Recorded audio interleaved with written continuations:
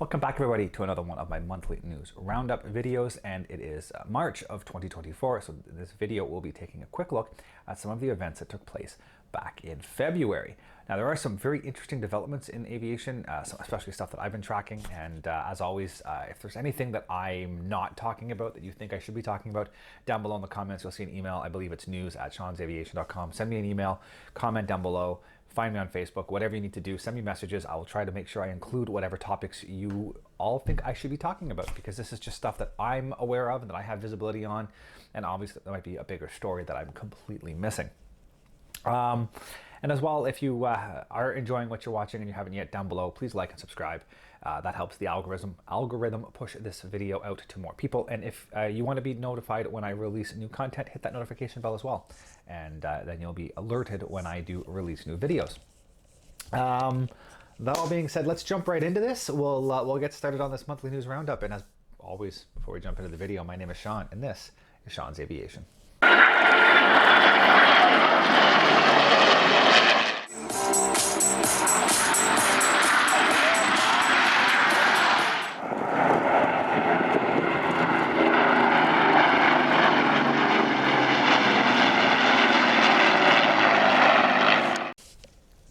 So right off the top, the big news for the month of February that I think was a big surprise to quite a few people in the airline and Canadian aviation market was that Lynx Airlines shut down. Now, last month I had commented on some of the financial troubles that Flair had been getting themselves into with some unpaid taxes and back payments and stuff like that. And everybody was assuming that Flair was on the brink of shutting down. And there was even rumors that Lynx and Flair were looking at merger talks. And a lot of people believe that was kind of Flair trying to grab onto anything that was stable and help stabilize their finances. But it turns out in the entire time, Lynx was also in some serious financial trouble behind the scenes. And they just, on a Thursday evening, said, we're done as of Monday. And that was it. They shut down near the end of the month, and they are done now. So the low-cost market in Canada is getting smaller and smaller. Lynx was just supposed to start up in Ottawa this coming month, here in March. Obviously off the table now. Flair is reducing their servicing to Ottawa, as well as some of the smaller markets. So a lot of, I mean, really now, the Porter's expanding, but I mean, they're not quite low cost anymore. I'd kind of put them into the cheap premium. They're cheaper than WestJet and Air Canada, but they're not quite a low-cost airline. So if Porter can manage themselves well and keep going, then they're on track to become probably the dominant airline domestically in Canada. Because yeah, with Lynx gone and Flair, who knows where they stand in in the future. So it's an interesting time in the Canadian airline market, especially on that lower end of the fare window. So it's a tough market to get into. There's been a lot of failures in Canada, a lot more failures than success stories. So it's a tough market, and I don't envy anybody who has to try to break into this market. But the regulatory framework just does not make it easy to jump in, and geographically and everything else. It's a very, very tough market to break into and get going. So anyways, Lynx is gone. We'll see where we end up going in the future. The rest of the big headlines, as far as I can tell anyway, for the month of February revolves around the RCAF, which is nice to see. It's been poorly, equipped for so long, and in the past 20 years, we've really started to see a resurgence with things like the new J model Hercs and the Chinooks and the C-17s coming in the past couple of years. And now you've got the F-35 purchase that's been going ahead. The Kingfisher is not the happiest with the Kingfisher purchase, but it's better than nothing with getting equipment. Moving on to the next section of that, the second A330 has been delivered. It's here in Ottawa. I did not get any video of its arrival. It came in on the north-south runway farther away from me, and the weather was absolutely junk the day it came in. So I didn't really get a good shot of it coming in. I did get a really shitty cell phone picture one day. I'll put the picture up that I got. I do need to try to time it so I get some really good shots of it, either takeoff or landing and whatnot. So try to get some video maybe of it one day as well. But yeah, so we will keep an eye out for that. But yeah, second A330 has been delivered. There's another, I guess that means, I believe there's 7 more to go. 3 more used, and then 4 brand new airframes coming around. So we're going to get those showing up. over the next couple of years really help backstop Canada's strategic transportation, especially manpower, moving of personnel around the country and around the world. So that's huge. The first ISR King Air has been delivered to Kingston, to Trenton. I think there's a picture out there I'll put up of that arriving in Kingston, Trenton. I want to keep saying Kingston. So that's good. That's going to help, bolster the back end kind of ISR. It's see if I can remember what that stands for. Intelligence, surveillance, and reconnaissance. So it's got the sensors that can pick up radio chatter. It's got cameras for filming. It's got all that kind of stuff. So it gets up there, it orbits, and it's able to kind of control the battlefield. And that's going to be a huge help for Canada, especially when you have things like, especially domestically, things like G8 summits, G7 summits. You've got, 3 Amigo meetings. You've got other stuff going on. Having an asset like that can be used to keep an eye on things is a huge benefit. And now, whether the military is allowed to do that domestically, I don't know. I'm not sure how that legally works, but at least in the overseas world, it's going to be a huge help for us, and it's going to help us be able to share the load with some of our partners in some of these scenarios that we get into. As well, the CP-140 replacement with the P-8s as part of a foreign sales package. The U.S. Navy has officially ordered 14 airframes from Boeing for the RCAF. So Boeing is going to start producing those 14 airframes, and then they will be delivered to the U.S. Navy and then sold to Canada. The way that works in the U.S. is weird, but anyways, that's how it works, a foreign military sale. So they are going to be sold to Canada. They're going to be built. It's official. It's happening. So it's just a matter of waiting for those to get built and arrive in Canada. But again, getting a CP-140 replacement is huge. Those aircraft, while they do great work and they've had a ton of money invested into them in terms of sensors and ability and structural upgrades, they are nearing the end of their lives. So the P-8 is definitely needed. Now thankfully, we've just finished upgrading the CP-140s, so they have a number of years left on their airframe, and we purchased the P-8 already, so it works out that we're actually going to be getting the P-8s when we need them versus waiting until the aircraft are falling out of the sky and then investing in them. So at least we're a little bit ahead of the game with that one, so it's good to see.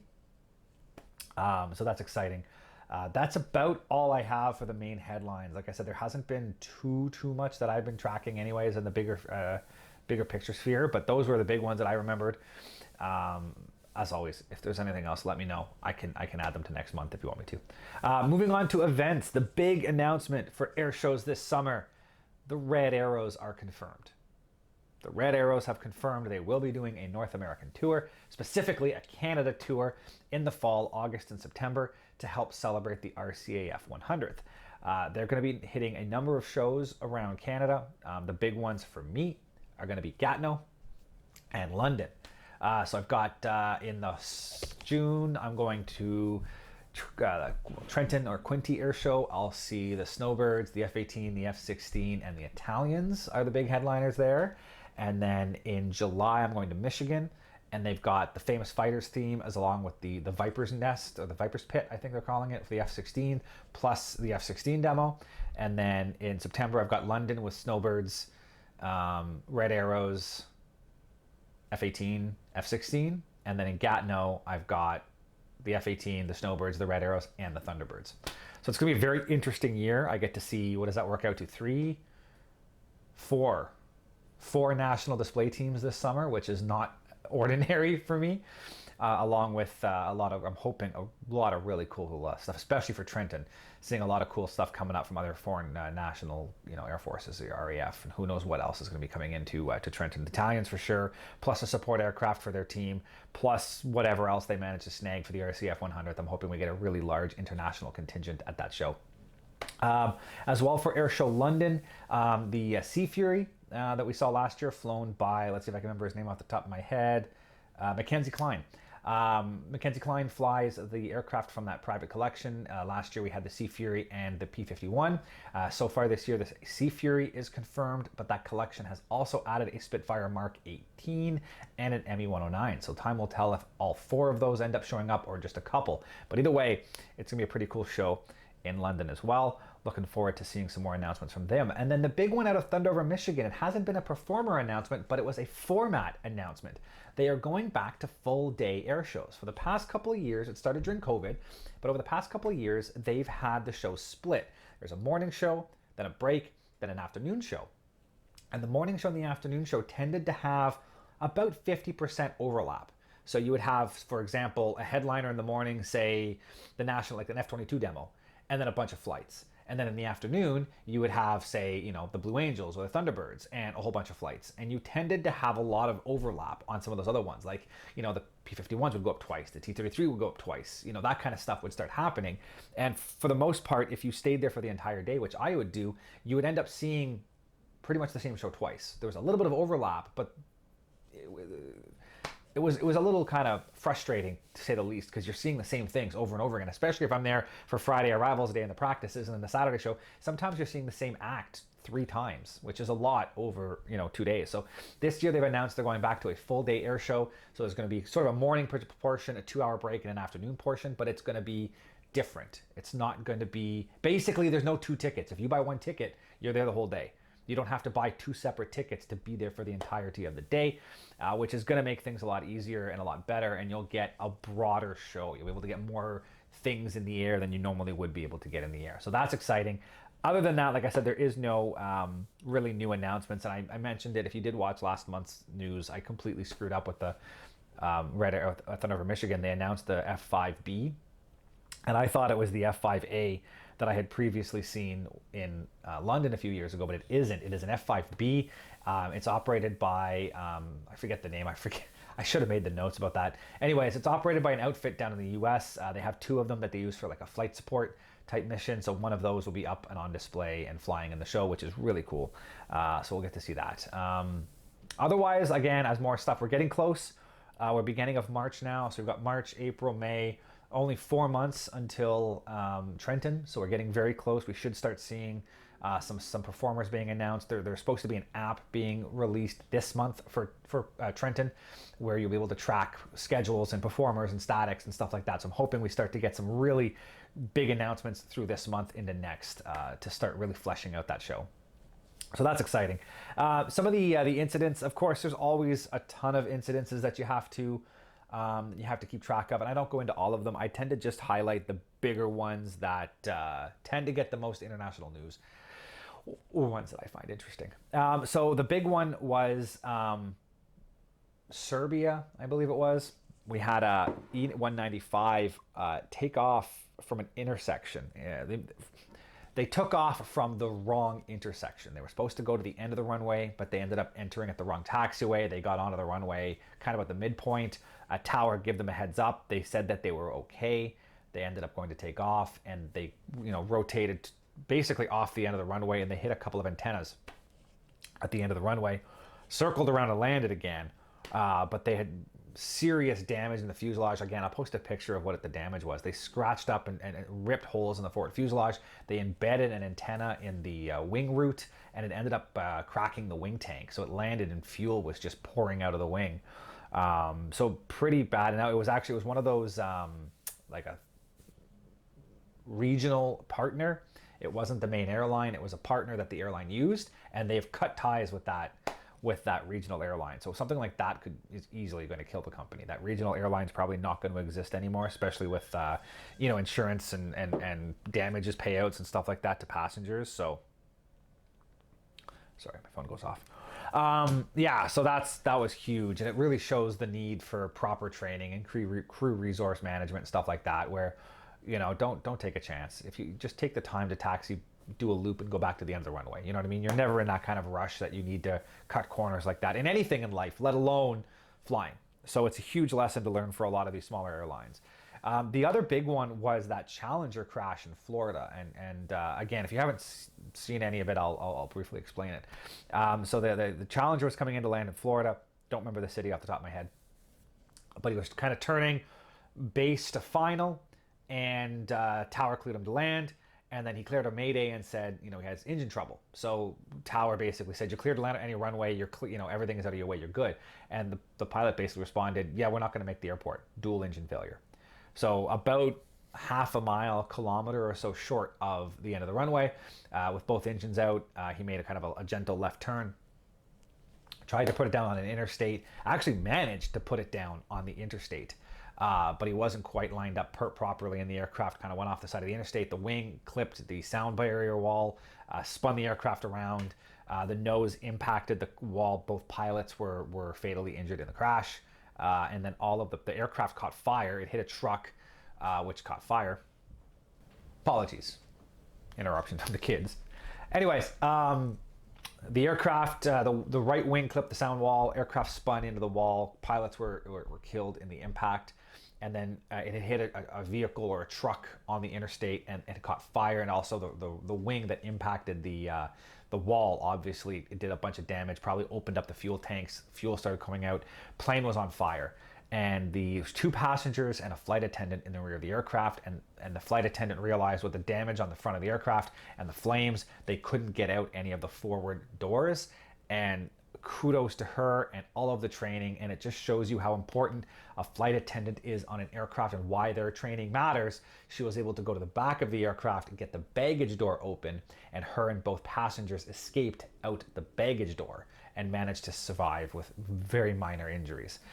So amazing that they managed to get out, and I'm very happy that they did. Again, it shows that the amount of training that goes into being one. But it's going to be very interesting to see what happens. You don't normally see a dual engine flameout on any aircraft, let alone a business jet.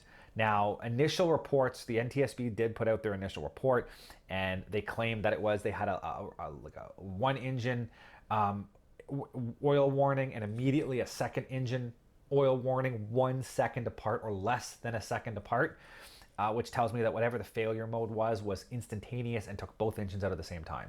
Now, how both engines would quit, I don't know.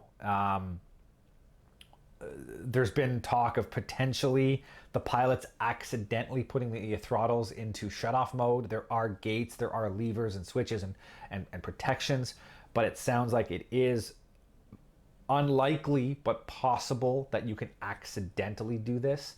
So it's going to be very interesting to see if it was like a fuel issue, fuel contamination, a broken line, something along those lines, or if it was something that the pilots did to cause it. So that's going to have to wait until the final report comes out. That's probably 1.5 to 2 years away, but I'll definitely be updating on that crash as we go, because it's just so weird, and it's a Challenger. Like, there's only been a handful of fatal Challenger crashes in the life of the airframe. So to have this kind of thing happen is just really, really weird. So time will tell on that. The kind of a quick update on the Alaska Airways where the door blew out.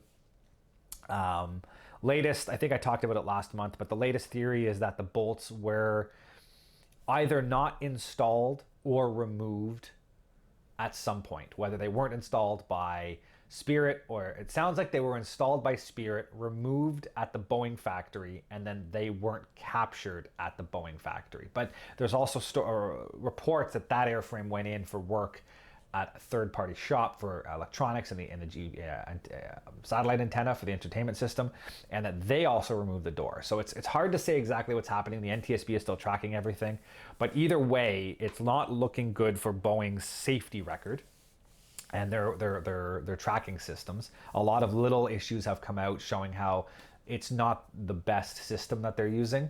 So as fallout from that, we haven't even had a final report. We haven't even seen what's happening, what the cause was, or the final cause. But already we've seen a shakeup in Boeing's management. The management team within the 737 program has changed. There's been some new positions created to help oversee safety and customer relations. So that's happened as well. Just the other day, there's been rumors or speculation in the media that apparently Boeing is looking at just purchasing Spirit and rolling all of that 737 fuselage production into Boeing proper instead of being a subsystem.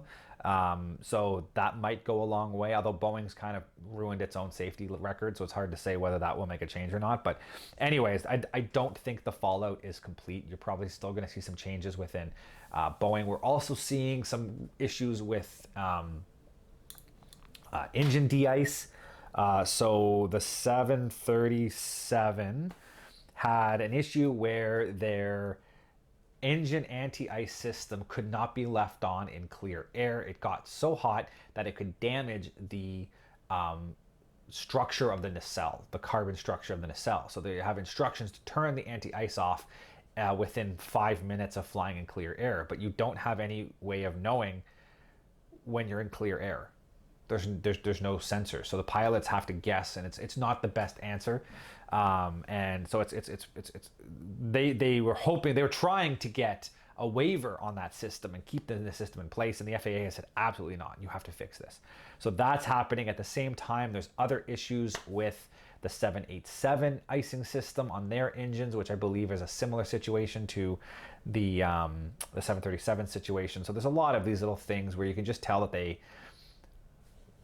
worked off of a legacy mentality, but by using new technologies, and it looks like they didn't flesh out the new technologies fully and test it properly. And anyways, there's going to be some fallout. It's not over yet for Boeing, so we'll have to wait and see how all of that pans out. But that pretty much wraps up what I have this month for news. As always, like I said, if you think I missed something, let me know. If I made a mistake and you want me to make a correction, let me know. I'm always more than happy to admit a mistake, and I will correct anything I have been that's wrong.